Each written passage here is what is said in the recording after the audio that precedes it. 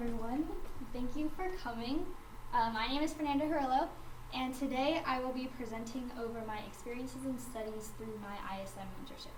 So first I'll be explaining what ISM is, then I'm going to go into what I encountered through my mentorship, and then I'll be explaining my research and my project topic. So first of all, ISM is a course that is offered to juniors and seniors across the district, and it's for students who have a particular interest in a career field and want to know more about it. Through this program, students get to choose a mentor, and they visit them weekly. They're required to visit them for 2 hours a week, and they gain insight in their field and what it is they really do. There are many course requirements for the course. The students have to complete 3 weekly activity hours. They have to document all of their experiences in journal entries. They have to create a website that has everything they've ever done ever. They have to create a tangible item and a final product that is to aid them in their presentation, which for me is my cube. And they have to present a midterm and final presentation, which is what I'm doing right now. So my chosen field of study was dermatology, and my topic of interest was Acne vulgaris. And just a disclaimer, some information from this is from outside sources. So I completed my ISM coursework this fall of 2015. My teacher, the ISM teacher is Ms. Click. My mentor was Dr. Tanya Trinosky, and she is a dermatologist at Bay Area Dermatology, which is owned by Dr. Williams. That's me and Dr. Trinosky, and that's Dr. Williams. My main mentor was Dr. Trinosky, although sometimes she doesn't have patients in the afternoon, so in that case I would follow Dr. Williams around. Dr. Trinosky graduated from the University of Texas at Austin with a major in biochemistry. She went on to complete her master's and went to medical school at UTMB, became a dermatologist, and became my mentor. So following Dr. T around, I was able to observe patient visits and gain insight on what being a dermatologist really means. It was a lot different than I expected, but it was a good thing because I ended up liking it more. So one of my ISM assignments was to interview our mentor and to find out more about the requirements for the field, as well as the tasks, what they do, and as well as more on the potential growth of the field. So to be a dermatologist, it takes 12 years of post-high school education, and even when you become a dermatologist, you never really stop learning. You have to maintain your certification, you have to retake exams, and you have to do continuing education hours throughout the year. The daily activities of a dermatologist revolve around patients. They diagnose patients, they treat patients, they follow up with patient complications, they deliver news to patients, and they also have to handle insurance company. Average working hours are from 8 a.m. to 4 a.m., and there's a lot of potential growth in the cosmetic sector. You have increasing technology and people wanting to look younger, so it's really flourishing. These are some of the common conditions that I saw or learned about during patient visits. The majority of patients that came to Bay Area Dermatology were elderly patients, and they were there for skin cancer. So I saw some squamous cell carcinoma. I saw a lot of basal cell carcinoma, which is the most common type of skin cancer. I didn't see any melanoma, though I learned about it. There were some keloids, which is just an extension of scar tissue, and it's common around the ear because people get their ears pierced. I saw a lot of nodules, injury-related, acne, and obviously warts, which were very popular. I also became familiar with the various procedures that are used to treat some of the conditions that are mentioned in previous slides. Dr. Trinosky taught me how to handle sterile equipment. I learned how to put on sterile gloves. I learned how to freeze things, which is more professionally termed cryotherapy, and it consists of that little spray bottle right there that has liquid nitrogen, and it's used to freeze anything from superficial skin cancer to warts to any pre-cancer. I learned how to inject local anesthesia. A common procedure that was used for skin cancer is called electrodesiccation and curettage, and what they do is they numb the area, and then they scrape it off with a curette, which is that thing right there, and then they cauterize it with sort of like an electric needle, and that is repeated through cycles until everything that you want gone is gone. I also observed a lot of excisions, which is just basically cutting it out. Something important I learned about excisions is that it's not really smart to mimic the shape of the lesion that you're cutting out. It's better to do it in sort of like a football shape so that it's easier to stitch and it can close easier when you stitch it, and so that when it closes and it heals, it doesn't leave any irregular bumps on the skin. Along with excisions, I learned how to take out stitches and how to stitch and how to shave things off, depicted in this picture as shave removal. One day during my mentorship, Dr. Fernanda brought a bag of tomatoes and she drew a whole bunch of moles and she made cuts on the tomatoes, and it was my job to shave them off through shave removal, and she taught me the different types of stitches and I got to stitch a tomato, which was fun. So now on to my project topic. Throughout my mentorship, I chose to focus on the condition of acne vulgaris.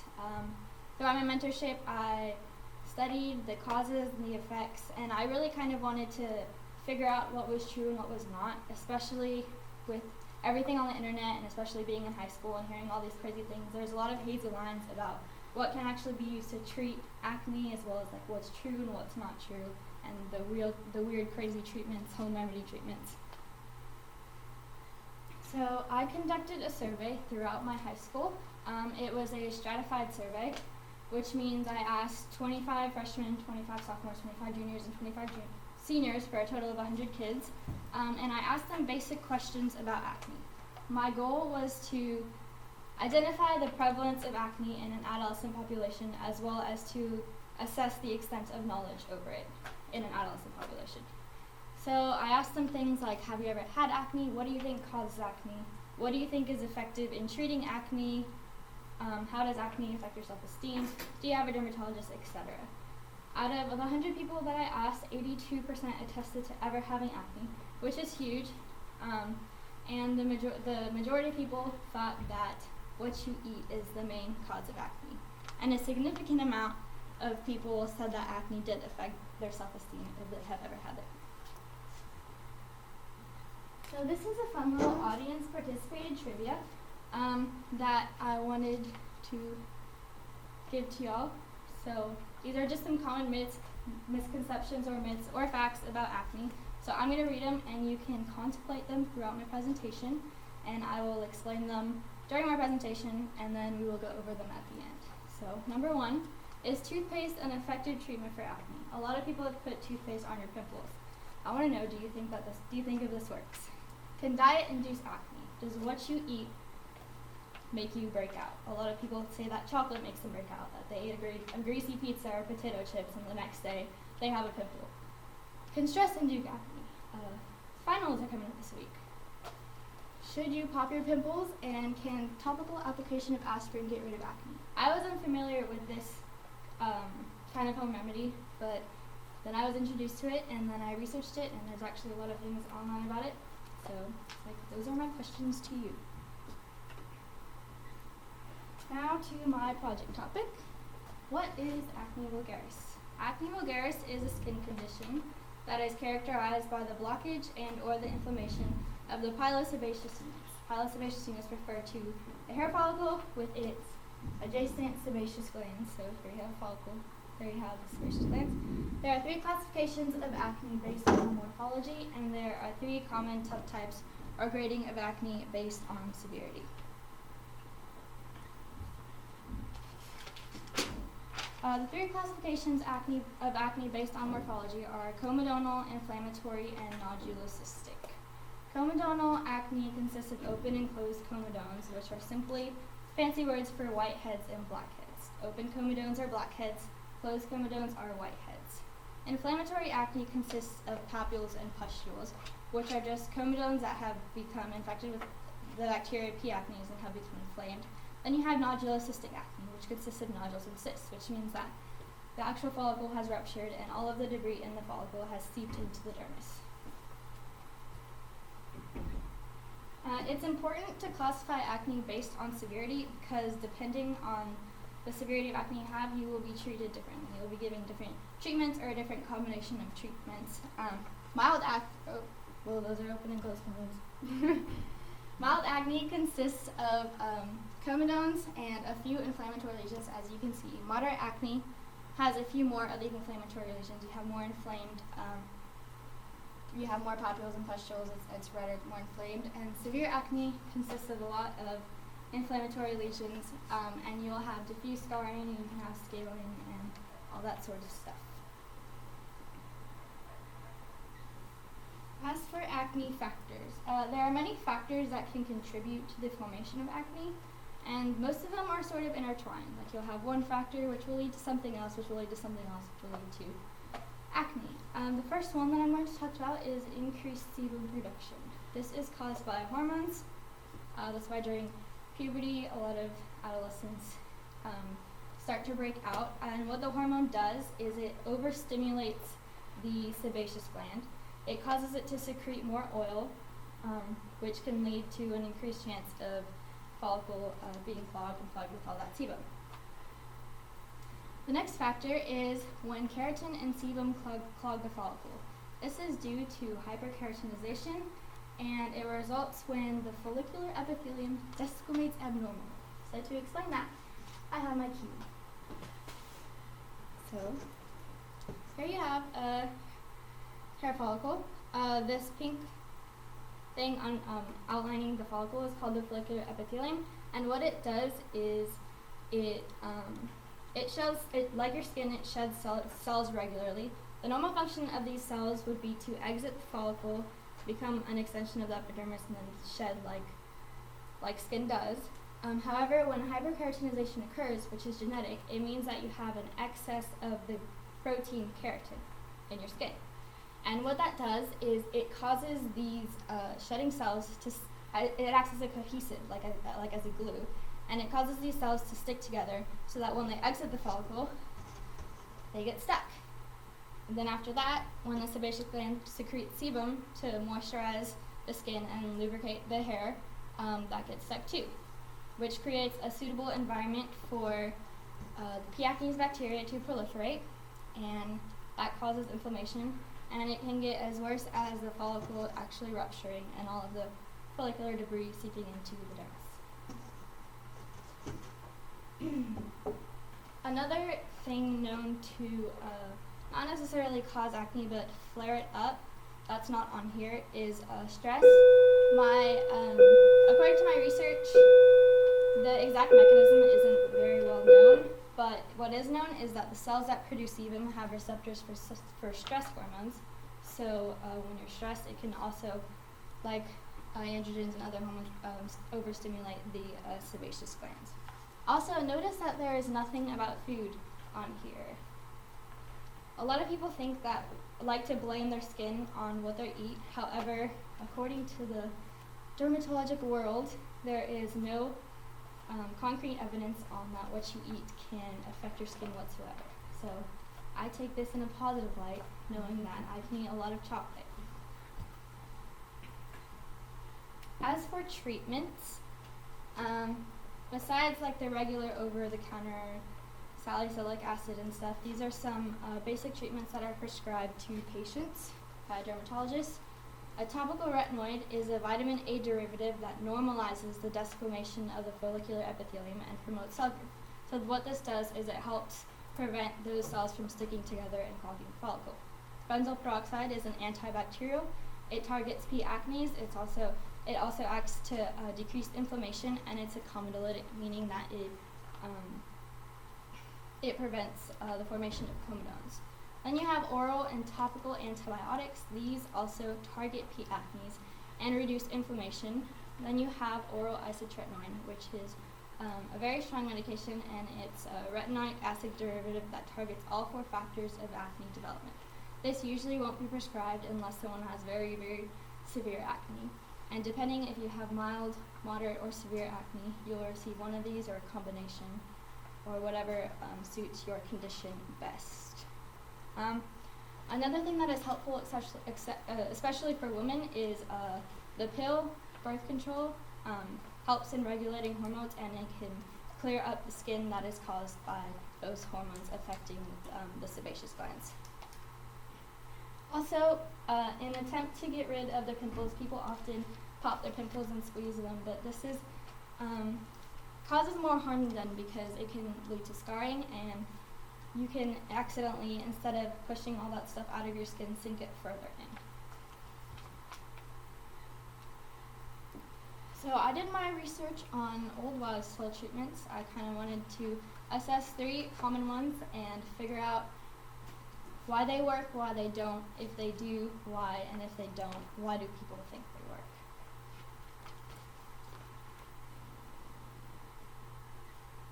Oatmeal has a lot of benefits for the skin. It is a common ingredient in facial masks. It is a good moisturizer. It provides a protective barrier against irritants. It's used as a cleanser. When you have chickenpox, you take an oatmeal bath. Whenever you get a bug bite or something irritates your skin, oatmeal can help that. But does it have any effect on acne? No. The next is toothpaste. This is popular amongst my peers and my friends, and I actually used to do this, which I'm now ashamed. But toothpaste contains baking soda, hydrogen peroxide, alcohol, menthol, etc. It's for your teeth, not your skin, so it can actually cause irritation and adverse side effects for your skin because it has all those harsh chemicals that are meant for your mouth. The reason that people believe that toothpaste could have any effect on pimples is because it contains menthol, which is an anti-inflammatory. Also, if you ever put toothpaste on your skin, you will know that it dries and it hardens, and when you take it off, your skin feels dry and tight. So people believe that it could potentially dry out pimples, absorbing the oil and stuff. But can it affect acne? Nope, it doesn't work. Now for aspirin. So what people do with aspirin is they chop it up into like a powder, and then they place it on whatever acne lesions that they have. Many people believe aspirin treatments can reduce scarring, minimize pimples, and increase skin softness, boost all this stuff. Aspirin is actually acetylsalicylic acid, which is like a son of salicylic acid. It's salicylic acid and acetyl, or daughter, gender equality. And salicylic acid is a well-known over-the-counter acne treatment. It's in a bunch of on-the-spot treatments and in a bunch of facial cleansers and stuff. And aspirin also contains anti-inflammatory compounds. So, can aspirin help treat acne? The answer is yes, it does. So, back to our myth and fact conclusions. Toothpaste is not an effective treatment for acne. Diet cannot influence acne. Stress can help flare up acne or make it worse. You shouldn't pop your pimples, and topical application of aspirin can help treat acne, although you should keep in mind that aspirin is a lot of things. It's an analgesic, it's an anti-inflammatory, it's an antipyretic, it's an antiplatelet. So when you put this on your skin, it absorbs it, and all of that is going into your system. So for a conclusion, I would like to thank my ISM teacher, Miss Click. I'd like to thank all of y'all, graders, the unexpected ones too. Thank you for Christy for timing me. And I would like to especially thank Dr. Trinosky. The ISM course is kind of a tricky business because a lot of times children get neglected by their mentors. You have a lot of children that go into, have mentors in the medical field, and obviously the medical field is a very busy field, and their mentors often don't really take a leading role, but Dr. Trinosky really did take a leading role in my education, and she provided me with a bunch of labs, and she would explain everything, and I don't know if I should say this, but I think I might say it anyways. She actually let me inject her with local anesthesia to teach me how to do it, so that was nice. Are you sure? Are you sure? Yeah. Are you sure? Are you sure? So thank you, Dr. Trinosky, for helping me learn and stuff, and I really enjoy your job. Do y'all have any questions?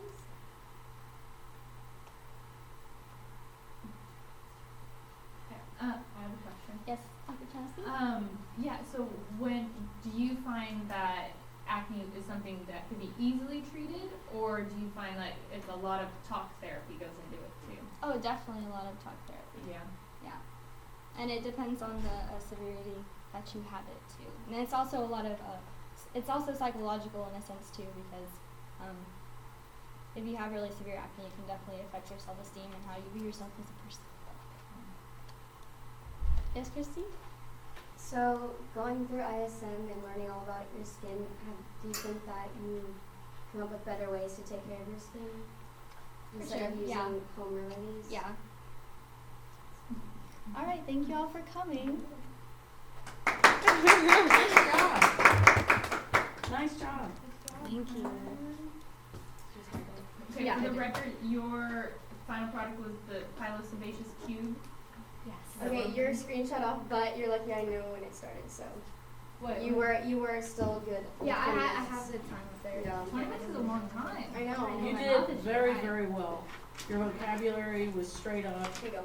Your organization was good. You looked comfortable speaking in front of people. I'm like sweating. Good. You did great. Sorry, just Yeah, get you rid of just- some sebaceous gland stuff. The sweat gland activity. Okay. This must have been an OCD weekend.